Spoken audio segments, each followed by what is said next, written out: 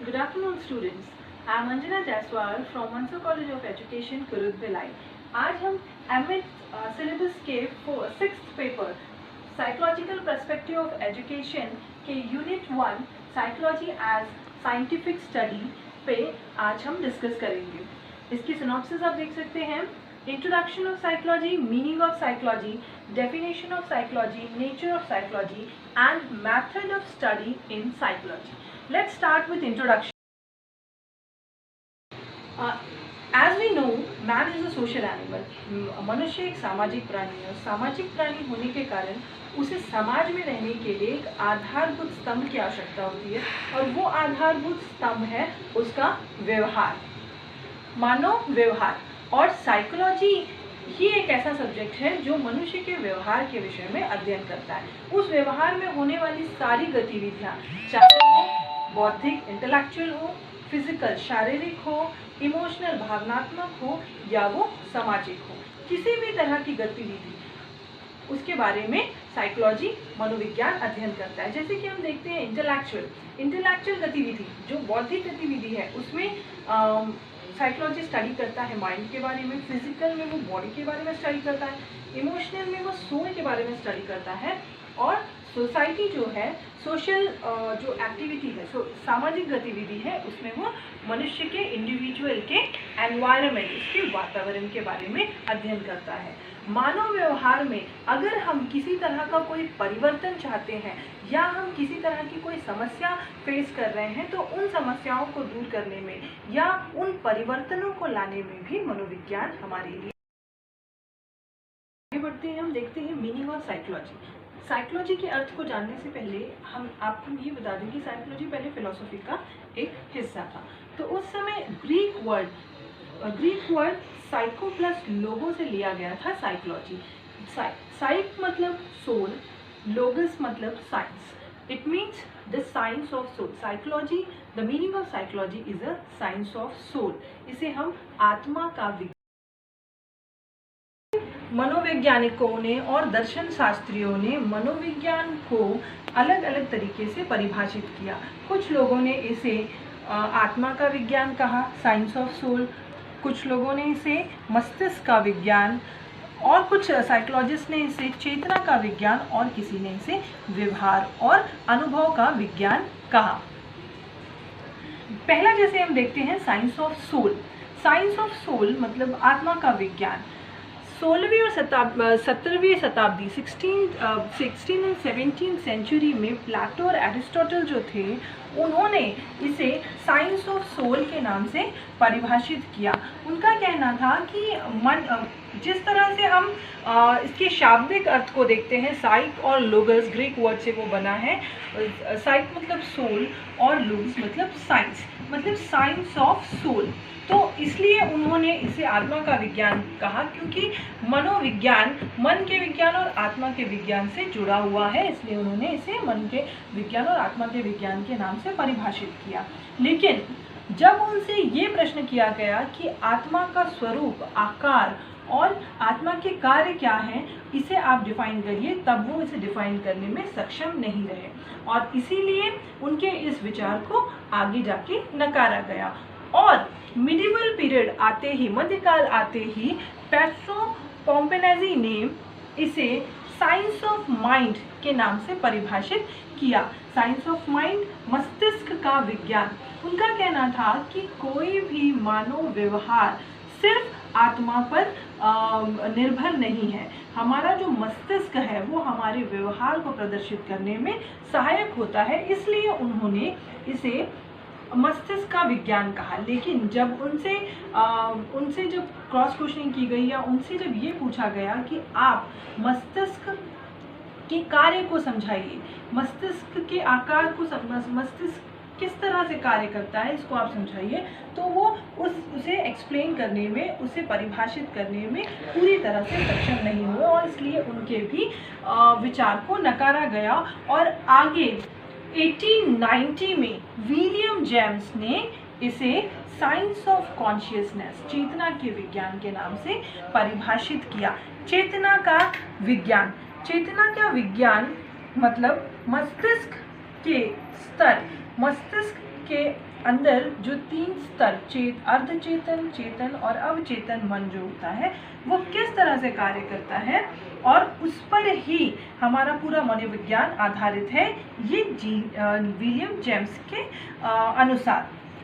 लेकिन जब William James से कहा गया कि कॉन्शियस स्तर मतलब कि चेतन अवस्था में तो मनुष्य कार्य करता ही है, लेकिन अर्धचेतन और अवचेतन मन में भी वह उतनी ही फ्लुएंसी या उतनी ही एफिशिएंसी क्षमता के साथ क्या मनुष्य कार्य कर सकता है, तब उनके पास इस सवाल का कोई जवाब नहीं था। इसलिए उनके भी इस विचार को नकार दिया गया और 20वीं शताब्दी के आते आते जेम्स वैटसन ने इसे व्यवहार और अनुभव के विज्ञान के नाम से परिभाषित किया।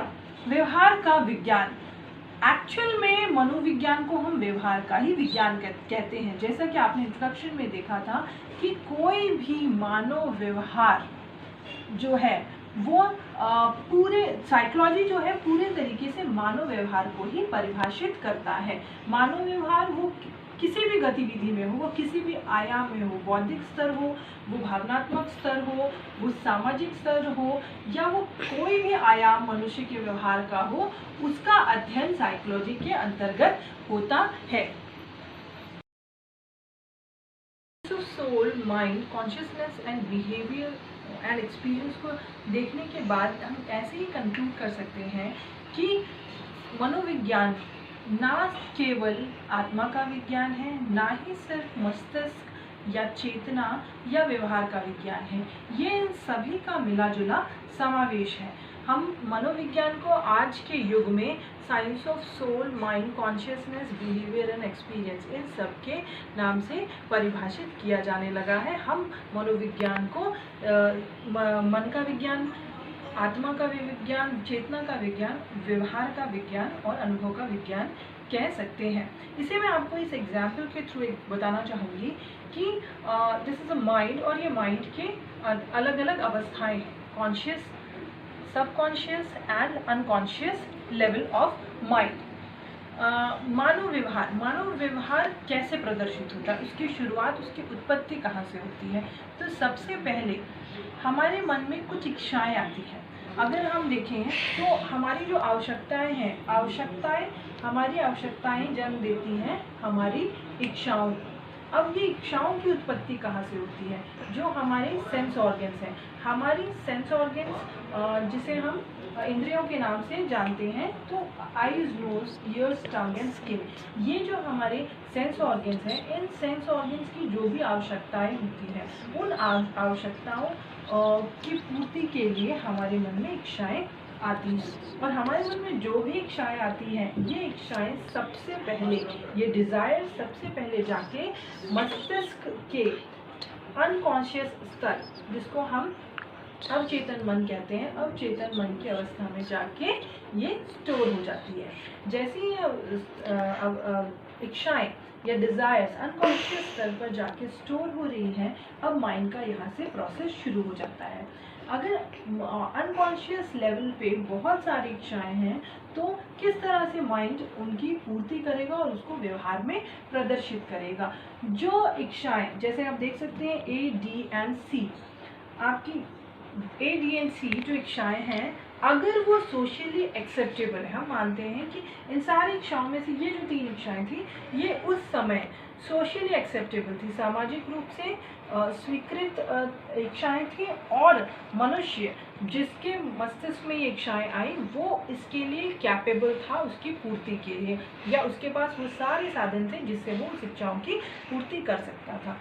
तो जो इच्छाएं सोशली एक्सेप्टेबल हैं और इंडिविजुअल अगर उसके लिए कैपेबल है, तो वो डायरेक्टली ये इच्छाएं आपके अनकॉन्शियस माइंड से उठ के आपके कॉन्शियस माइंड में चले जाएंगी, और कॉन्शियस माइंड में जो भी इच्छाएं आएंगी वो एक गतिविधि में परिवर्तित होगी और वो गतिविधि कहलाएगी व्यवहार, बिहेवियर, जिसको हम कहते हैं बिहेवियर। कॉन्शियस स्तर में जो इच्छाएं पहुंचेंगी और वो इच्छाएं एक्टिविटी, गतिविधि के रूप में प्रदर्शित होंगी और उन गतिविधि को हम कहेंगे व्यवहार, मतलब वो व्यवहार के रूप में प्रदर्शित होगी।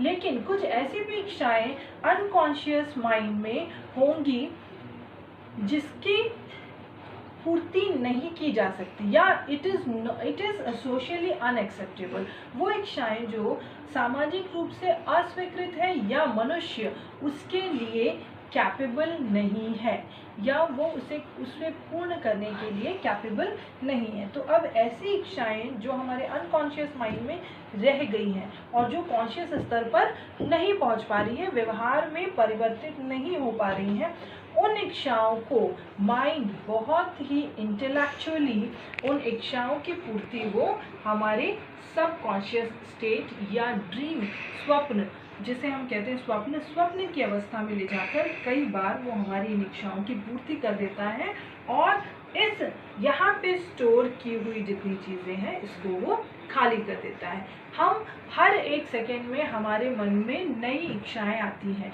अगर इस तरह से इच्छाएं हमारे मस्तिष्क में स्टोर होती जाएंगी तो ये स्टोरेज बॉक्स फुल हो जाएगा और इस स्टोरेज बॉक्स को खाली करने के लिए बहुत ही इंटेलेक्चुअली माइंड इसे व्यवहार में प्रदर्शित कराता है और इन इच्छाओं को इस स्टोरेज बॉक्स से खाली कर देता है।